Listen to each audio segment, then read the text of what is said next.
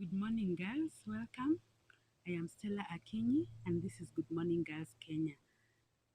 This week we have been reading the book of 1 Samuel from chapter 21 to chapter 25, and it has been a good reading.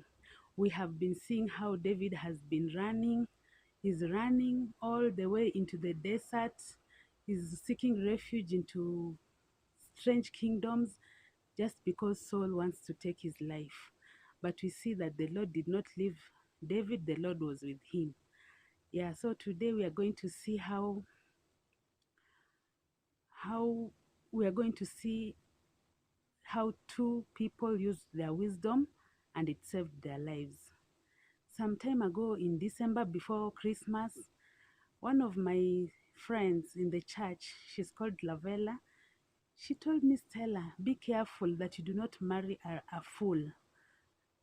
And okay, yes, we are waiting for marriage, and we are expecting to get married, but marrying a fool, okay, I've never thought about it seriously until Avella told me. And then after that I was like, for sure someone can marry a fool without knowing. You can be beautiful, you can be wise. Even as Abigail, we see that she was a wise woman, but she ended up with a fool. Yeah, so I ended up saying, I will need the Spirit of God. I will need a spirit of discernment to be able to know that this man is a fool. He might look rich, he might look well educated, he might look everything, but if he is a fool, he can cause me a lot of embarrassment. Yeah. So we are going to see, even in, okay, as we started the week, we saw that David in chapter 21, he had ran to Achish, king of Gath, and he went to seek refuge there. But the people of Gath, they told him, don't you know David? Isn't he the one whom the Israelites say that Saul has killed his thousands, but David has killed his tens of thousands? This man, he's not good at all here. So when David heard that, he pretended madness. I think he discerned that he's going to, somehow these men are going to attack him, or something bad is going to happen to him. So he discerned that he was not going to be safe. He was not going to be safe with Achish, king of Gath. Though Achish was not that, but the people themselves, they're the ones who are interfering with the whole situation. So David, he discerned that there is something wrong that is going to happen to me. So what he did, he pretended to be a madman. Can you imagine acting like a madman until, what did they say? Saliva dropped out, and he did all those things mad people do, talking to themselves, behaving silly. Can you imagine acting like that? And because of him acting like that, Achish said that this is a madman, let him remove him out of my sight. And when he was removed out of his sight, David ran. He ran away, and we see in chapter 22 he continued running away to the desert and to those miserable places. Yeah, so today we meet a wise woman in 1 Samuel chapter 25. We meet a wise woman called Abigail, and we are going to see how she used her wisdom. She used her wisdom to save her family, just as David used his wisdom to save his life. We are going to see that Abigail used her wisdom to save her family. Yeah. So the Bible tells us that Abigail was a wise woman, but the husband was a foolish man. He was rich, but he was foolish. Hmm? So we see that as we read chapter 25, we see that David, he sent his young men to go and talk to Nabal, because there was a feasting going on during that day. Yeah, during that particular day there was some feasting going on, and he knew that definitely for a rich man like Nabal, there will be so many food will be available. If it is meat being roasted, it will be roasted so much. If it is bread, wine, so much food stuff is going to be in the rich man's compound.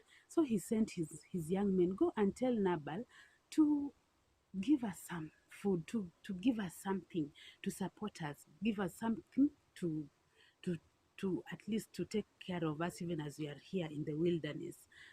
But what did Nabal do? Nabal abused David. He didn't recognize who David was. Even after all that David had done, he assumed that he didn't know David, that he didn't know what David had done. And actually, he didn't respect anything that David had done. So he sent those men away. We can see, let us read verse 10 of chapter 25. It says, Nabal answered David's servants, who is this David? Who is this son of Jesse? Many servants are breaking away from their masters these days. Why should I take my bread and water and the meat I have slaughtered for my shearers and give it to men coming from who knows where? Can you see how Nabal answered the young men that David sent? And that is why he is referred to as a fool. Can you imagine David, who saved the Israelites from the hand of Goliath? I mean, everyone knew about David because he had killed Goliath. I mean, there was no one who was able to kill Goliath. There is no one who was able to face Goliath. But David, he's who killed Goliath, now is being despised by this man.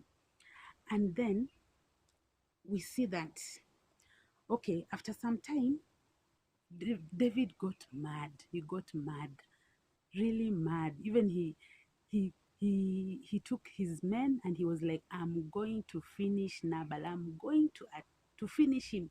I mean, we have been with him in the wilderness. We have taken care of his sheep and all his sheep and his lambs. We have been protecting them in the wilderness, and now this is the kind of uh, payment he gives me. I am doing him good and he is doing me evil. We shall see.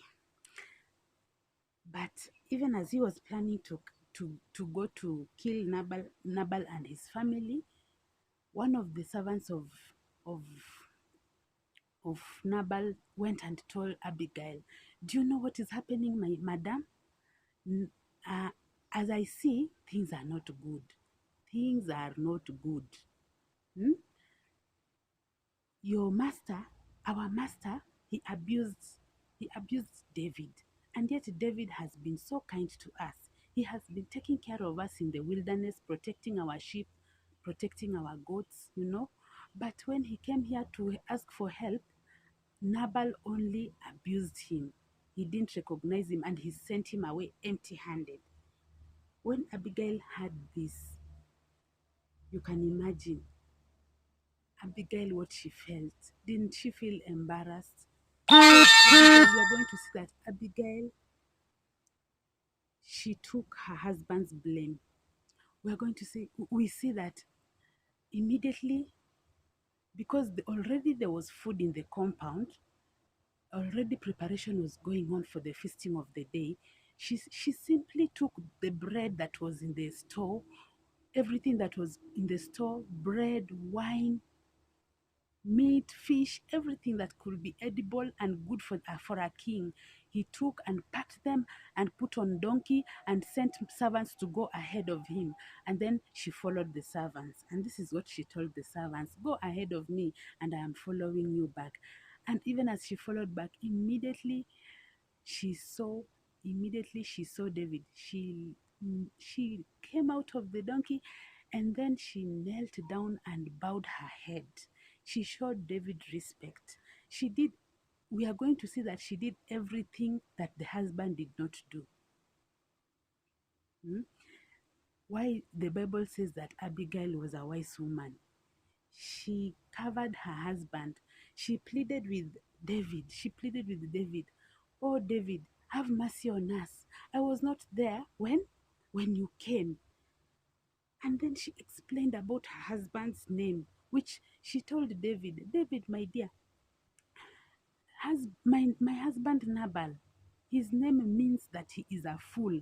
And that is what exactly he is. Please have mercy on us. Hmm? He brought presents to David, exact opposite of what Nabal did. Nabal sent the messengers empty-handed, but Abigail came with presents to the king. She asked for forgiveness. She told David, please, sir, please forgive us. Please forgive your master. And she took the blame. She told David, take it. Let the blame be on me. Let me be the one to take the blame. And she asked David, please forgive me. Please forgive my family. And then on top of that, and she was saying so many words. Can you imagine this woman? She prophesied. She was actually prophesying and praying for David. She recognized David, who David was. He was like, she was like, David, you have killed tens of thousands. You killed Goliath. I mean, you have done great things. And she was even telling David, we know that you're going to be king. She was already predicting that David was going to be king. And actually, she recognized David's leadership, which Nabal did not. Nabal pretended that he didn't know anything that David had done. But you can see here, because of Abigail's wisdom, she recognized what David had done. And eventually, Abigail was able to, to defend for herself. She was able to, in Kiswahili we say, alijitetea. Yeah, alijitetea. Yeah, so she was able to defend for herself. She told David, if you become a king, if you are successful in your endeavors, if you're going to be successful one day in future, please do remember me. Can you imagine? That was the only opportunity that she had. She told the king, remember me. Hmm? Yeah. And then also we can see that because of what she did, she kept David from sinning. Remember yesterday when we were looking at 1 Samuel chapter 24, we see that David kept his hand from revenging Saul. He kept his hand from killing Saul. Even throughout, that was not the first time, that was actually the second time David avoided killing Saul. And just yesterday, we can see that David, he knew that to revenge is not good. But today, actually, it's like Nabal had covered his eyes. It's like he got so angry that he even forgot that he's supposed not to revenge. So we see that revenge, actually, it needs the hand of God. And we can see that here, Abigail was used of God to help David not to revenge. Yeah. And then I was actually caught by verse 35, whereby for the third time we see David telling Abigail to go in peace. Let's read verse 35. It says, then David accepted from her hand what she had brought him and said, go home in peace. I have heard your words and granted your request. Yes, this is the third time I am meeting the word go in peace here in the book of 1 Samuel. And I'm sure because David, we see the first time that we found go in peace, it was in when Eli was telling Hannah go in peace. And actually she went in peace and conceived a child. The second time we see go in peace is when Jonathan told David when go in peace, even as they were parting ways. And you can see David has gone in peace. And even Abigail, even as she is being told to go in peace, she is actually going to go in peace. Her ways are going to be successful ahead. My dear sisters, we have seen a good example of a wife. If you're a wife, what kind of wife are you? Are you a wife whom when the husband does wrong, you are the one who is kuanika? In Kiswahili we say kuanika, as in you just take all the things the husband has done wrong, you go and put them on the hanging line there for everyone to see, or you distribute, or you post on Facebook and you post everywhere. You tell everyone what